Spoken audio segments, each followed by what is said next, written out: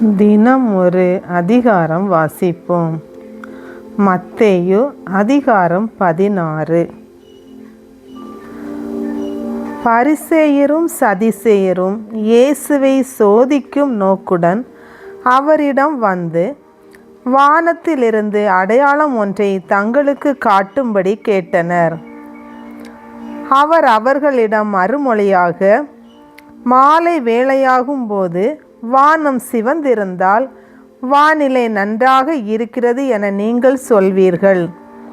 காலை வேளையில் வானம் சிவந்து மந்தாரமாய் இருந்தால் இன்று காற்றுடன் கூடிய மழை இருக்கும் என்பீர்கள். வானத்தின் தோற்றத்தை பகுத்துணர நீங்கள் அறிந்திருக்கிறீர்கள். ஆனால் காலத்தின் அறிகுறிகளை அறிய உங்களால் முடியாதா? இந்த தீய விபசார தலைமுறையினர் அடையாளம் ஒன்று கேட்கின்றனர். இவர்களுக்கு யோனாவின் அடையாளமே அன்றி வேறு எந்த அடையாளமும் கொடுக்கப்பட மாட்டாது என்றார். பின் அவர் அவர்களை விட்டு விலகி போய்விட்டார். சீடர்கள் மறுகரைக்கு சென்றபோது அப்பங்களை எடுத்து செல்ல மறந்து விட்டார்கள். இயேசு அவர்களிடம், பரிசேயர் சதுசேயரின் புளிப்பு மாவை குறித்து கவனத்தோடும் எச்சரிக்கையோடும் இருங்கள் என்றார். நாம் அப்பங்களை எடுத்து வராததால் தான் அவர் இப்படி சொன்னார் என தங்களிடையே அவர்கள் பேசிக்கொண்டார்கள். இதை அறிந்த இயேசு, நம்பிக்கை குன்றியவர்களே, அப்பமில்லை என்று உங்களிடையே ஏன் பேசிக்கொள்கிறீர்கள்? உங்களுக்கு இன்னுமா புரியவில்லை? நான் 5000 பேருக்கு பகிர்ந்தளித்த 5 அப்பங்களை பற்றி நினைவில்லையா? அப்போது எத்தனை கூடைகள் மீதியாக எடுத்தீர்கள்? அல்லது 4000 பேருக்கு நான் பகிர்ந்தளித்த 7 அப்பங்களை பற்றி நினைவில்லையா? அப்போது எத்தனை கூடைகள் மீதியாக எடுத்தீர்கள்? நான் உங்களிடம் கூறியது அப்பங்களை பற்றி அல்ல என்பதை நீங்கள் புரிந்து கொள்ளாதது எப்படி? பரிசேயர் சதுசேயர் ஆகியோரின் புளிப்பு மாவை பற்றி எச்சரிக்கையாய் இருங்கள் என்றார். அப்பொழுதுதான் அப்பத்திற்கான புளிப்பு மாவை பற்றி அவர் சொல்லவில்லை, மாறாக பரிசேயர் சதுசேயர் ஆகியோரின் போதனையை பற்றி எச்சரிக்கையாய் இருக்கவே அவர் சொன்னார் என்பதை அவர்கள் புரிந்து கொண்டார்கள். இயேசு பிலிப்பு செசரியா பகுதிக்கு சென்றார். அவர் தம் சீடரை நோக்கி, மானிட மகன் யார் என்று மக்கள் சொல்கிறார்கள் என்று கேட்டார். அதற்கு அவர், சிலர் திருமுழுக்கு யோவான் எனவும், வேறு சிலர் எலியா எனவும், மற்றும் சிலர் எரேமியா அல்லது பிற இறைவாக்கினருள் ஒருவர் என்றும் சொல்கின்றனர் என்றார்கள். ஆனால் நீங்கள் நான் யார் என சொல்கிறீர்கள் என்று அவர் கேட்டார். சீமோன் பேதுரு மறுமொழியாக, நீர் மெசியா, வாழும் கடவுளின் மகன் என்று உரைத்தார். அதற்கு இயேசு, யோனாவின் மகனான சீமோனே, நீ பேறு பெற்றவன். ஏனெனில் எந்த மனிதரும் இதை உனக்கு வெளிப்படுத்தவில்லை, மாறாக விண்ணகத்தில் உள்ள என் தந்தையே வெளிப்படுத்தியுள்ளார்.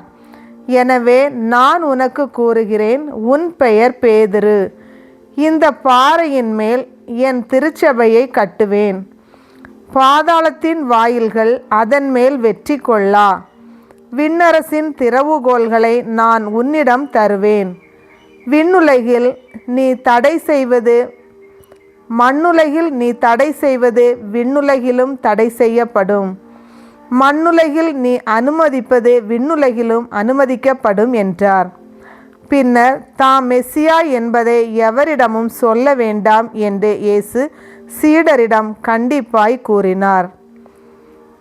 இயேசு தாம் எருசலேமுக்கு போய் மூப்பர்கள், தலைமை குருக்கள், மறைநூல் அறிஞர்கள் ஆகியோரால் பலவாறு துன்பப்படவும், கொலை செய்யப்படவும், 3ஆம் நாள் உயிருடன் எழுப்பப்படவும் வேண்டும் என்பதை தம் சீடருக்கு அந்நேரம் முதல் எடுத்துரைக்க தொடங்கினார். பேதுரு அவரை தனியே அழைத்து கடிந்து கொண்டு, ஆண்டவரே, இது வேண்டாம், இப்படி உமக்கு நடக்கவே கூடாது என்றார். ஆனால் இயேசு பேதுருவை திரும்பி பார்த்து, என் கண்முன் நில்லாதே சாத்தானே, நீ எனக்கு தடையாய் இருக்கிறாய். ஏனெனில் நீ கடவுளுக்கு ஏற்றவை பற்றி எண்ணாமல் மனிதருக்கு ஏற்றவை பற்றியே எண்ணுகிறாய் என்றார். பின்பு இயேசு தம் சீடரை பார்த்து, என்னை பின்பற்ற விரும்பும் எவரும் தன்னலம் துறந்து தம் சிலுவையை தூக்கி கொண்டு என்னை பின்பற்றட்டும். ஏனெனில் தம் உயிரை காத்துக்கொள்ள விரும்பும் எவரும் அதை இழந்து விடுவர். மாறாக என் பொருட்டு தம்மையே அழித்து கொள்கிற எவரும் வாழ்வடைவார். மனிதர் உலகம் முழுவதையும் ஆதாயமாக்கி கொண்டாலும் தம் வாழ்வையே இழப்பார் எனில் அவருக்கு கிடைக்கும் பயன் என்ன? அவர் தம் வாழ்வுக்கு ஈடாக எதை கொடுப்பார்? மானிட மகன் தம் தந்தையின் மாட்சியோடு தம் வானதூதர்களுடன் வரப்போகிறார். அப்பொழுது ஒவ்வொருவருக்கும் அவரவர் செயலுக்கேற்ப கைமாறு அளிப்பார். நான் உறுதியாக உங்களுக்கு சொல்கிறேன், இங்கே இருப்பவருள் சிலர் மானிட மகனது ஆட்சி வருவதை காண்பதற்கு முன் சாக மாட்டார் என்றார். ஆண்டவரின் அருள்வாக்கு.